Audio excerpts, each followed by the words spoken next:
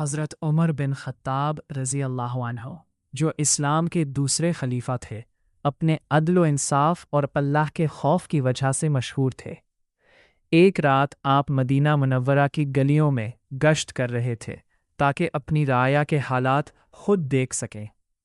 اچانک آپ کو ایک خیمے سے بچوں کے رونے کی آواز سنائی دی۔ آپ قریب گئے تو دیکھا کہ ایک عورت ہانڈی چولہے پر رکھے بیٹھی ہے اور بچے بھوک سے بلک رہے ہیں۔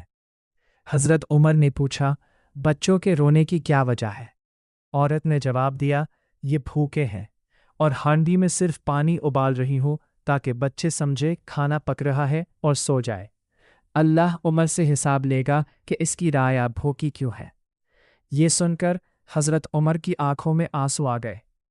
فوراً بیت المال گئے، آٹا، گھی اور کچھ سامان لیا۔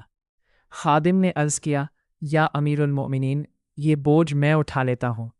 حضرت عمر نے فرمایا، قیامت کے دن میرا بوجھ بھی تم اٹھاؤ گے؟